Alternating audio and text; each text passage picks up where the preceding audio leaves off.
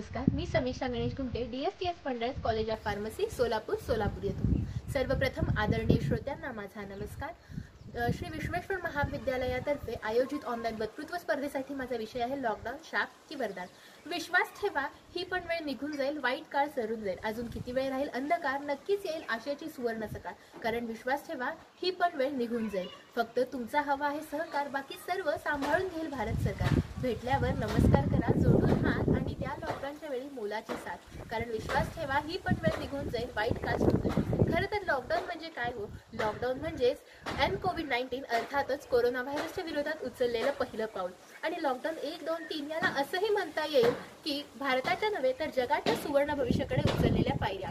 पण आपण आपल्या धैर्याने, संयमाने या भारताच्या भविष्याकडे नेणाऱ्या चौथ्या पायरीवर आहोत, त्याबद्दल सर्वांचे कौतुकच करावे लागेल। या गोंधळलेल्या जगात क्षणभर श्वास घ्यायलाही वेळ नसलेल्याला जेव्हा डोळ्यांना न दिसणारा कोरोना व्हायरस आला आणि वुहानपासून संपूर्ण जगात वणव्यासारखा पसरला, त्यावेळेस 80हून जास्त देशांनी लॉकडाऊनची घोषणा केली। लॉकडाऊनची एक छोटीशी व्याख्या केली तर ती अशी होईल की कोरोनाचा संसर्ग थांबवण्यासाठी आपल्याला काय करायचं आहे? तर आपल्याला काहीच करायचं नाही, आपल्याला फक्त आपल्या घरीच थांबायचं आहे। लॉकडाऊनने पुन्हा एकत्र कुटुंबाची आपल्याला आठवण करून दिली आहे, जी आपण काळाच्या ओघात विसरत चाललो होतो। आपल्या ताटातली अर्धी भाकरी अशांना द्यायची ज्यांच्याकडे खायला अन्नही नाहीये, त्यांची काळजी घ्यायची आणि माणुसकी जपण्याचे हेही सुद्धा आपल्या लॉकडाऊनने शिकवले। पुन्हा एकदा छंद जोपासण्याची कलाही यानेच दिलेली आहे।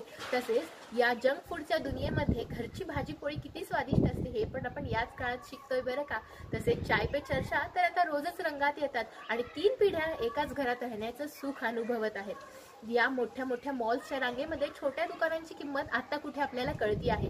या निसर्गाच्या उपकाराखाली आपण आपलं जीवन जगत होतो, पण याच निसर्गाची आपण आपल्या स्वार्थासाठी कत्तल केली होती। याचा परिणाम असा की लॉकडाऊनमुळे आज हा निसर्ग मोकळा श्वास घेत आहे, वृक्ष मोकळे श्वास घेत आहेत, पण आणि पक्षी या निरभ्र आकाशात स्वैर करत आहेत आणि आपण म्हणजेच मनुष्य या बंदिस्त भिंतींमध्ये कैद आहे। खरं तर कोरोना व्हायरसचं संकट आलं आणि आपण आपली देवाच्या गाभाऱ्यांनी बंद करून घेतले।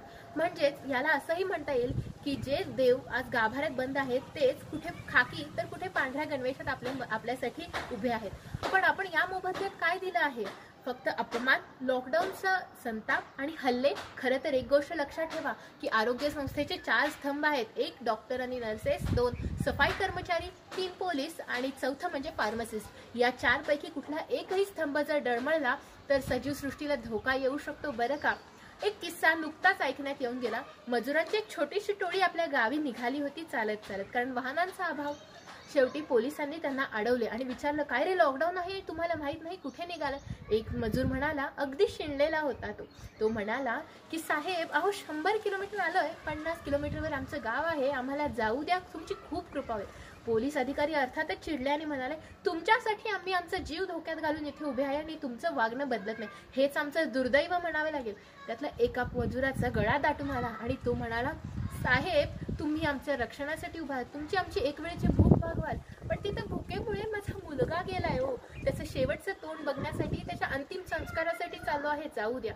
हे ऐकून फक्त एकच विचार मनात येऊन गेला, लॉकडाऊन वरदान आहे, पण त्यांच्यासाठी ज्यांच्याकडे खायला अन्न आहे, त्यांच्यासाठी ज्यांच्याकडे गुंतवणुकीची पुंजी आहे आणि त्यांच्यासाठी ज्यांच्या डोक्यावर राहायला छत आहे।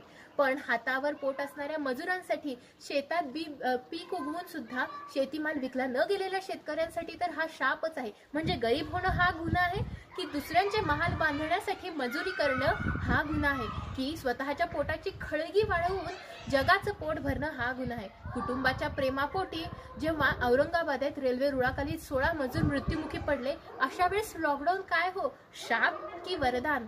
या लॉकडाऊनला बळी पडलेली भारताची अर्थव्यवस्था, रुपयाची झालेली घसरण आणि बंद पडलेले छोटे मोठे उद्योगधंदे, हे अशी अगणित संकट आहेत जी आपल्या समोर उभी आहेत। पण जोपर्यंत आपल्यात एकीचं बळ आणि सामर्थ्य आहे तोपर्यंत भारताला कुठलंही संकट धक्का लावू शकत नाही, असा माझा संपूर्णपणे विश्वास आहे। असं म्हणतात की आजचा वर्तमान काळ उद्याचं भविष्य घडवतो, त्याचप्रमाणे लॉकडाऊन शाप की वरदान हे संपूर्ण जगावर नाही तर प्रत्येकाच्या योगदानावर अवलंबून आहे। असंही म्हणतात की थेंबे थेंबे तळे साचे। मग अशा वेळेस प्रत्येक थेंबाचं महत्त्व हे अनन्यसाधारण येऊन जातं। त्याचप्रमाणे आपल्या प्रत्येकाच्या योगदानालाही तितकंच अनन्यसाधारण महत्त्व आहे।